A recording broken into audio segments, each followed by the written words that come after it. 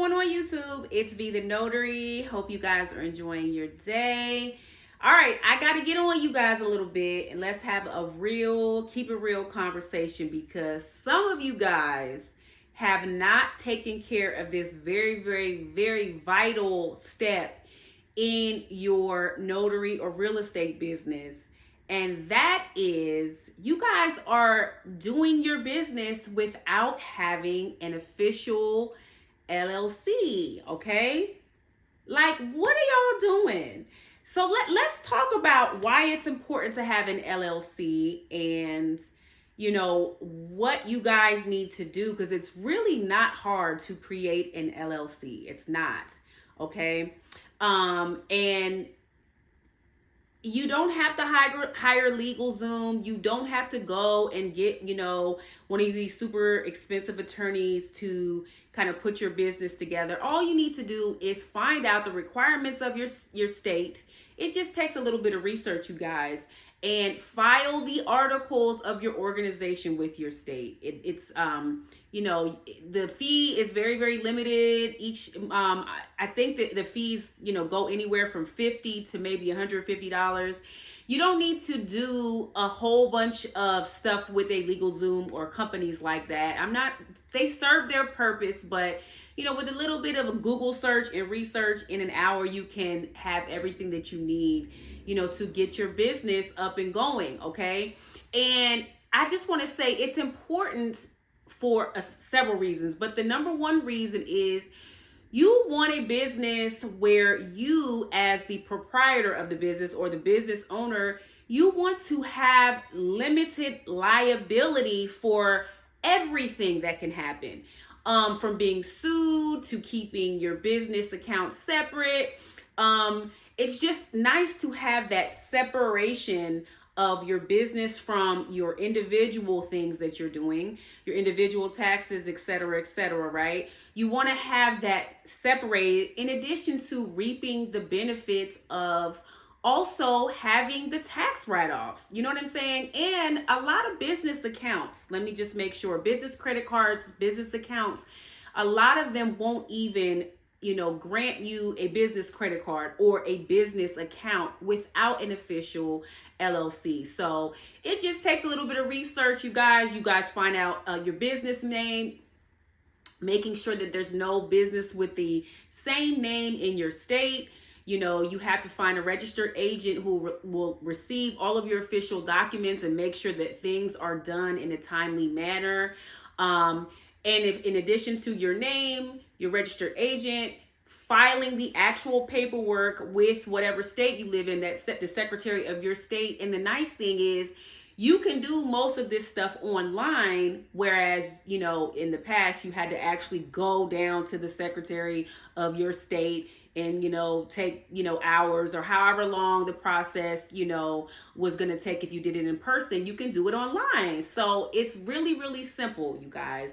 Okay. And that will give you an opportunity to, number one, most importantly, keep your business assets separate from your personal assets. I cannot express how important that is. And like I was just saying, in order to start to have your business accounting, business credit cards and things like that you're going to use to write off your expenses. Remember, a lot of times you have to have those that LLC. And as your business gets going and, hopefully you get an accountant that you really trust. If for whatever reason you need to change the business structure to, an S Corp, or for whatever reason you want to do a sole proprietorship, if your accountant sees it fit for you to change your business structure for whatever reason, if they think that the particular types of expenses or taxes that in your particular situation would be better under a different entity, you can cross that bridge when you get there.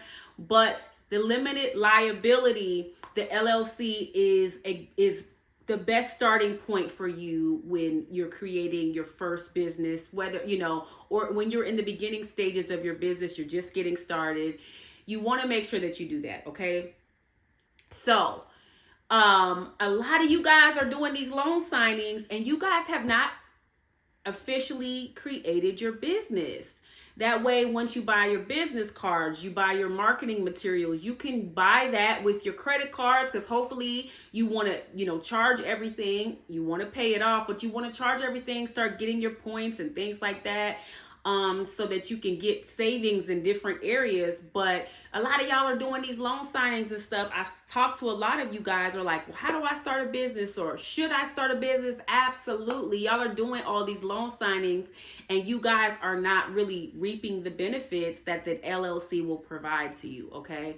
And what kind of prompted this video is I just got an email from a gentleman this morning who was just asking me, for advice on, should they start an LLC? Should he start an LLC? And how to kind of go about doing that.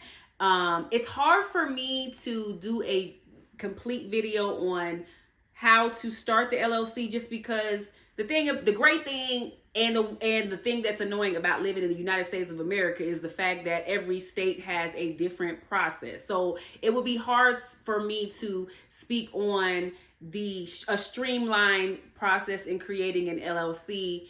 I guess I could do that in a separate video, but it's tough because, every single state has different laws that pertain to, creating a business.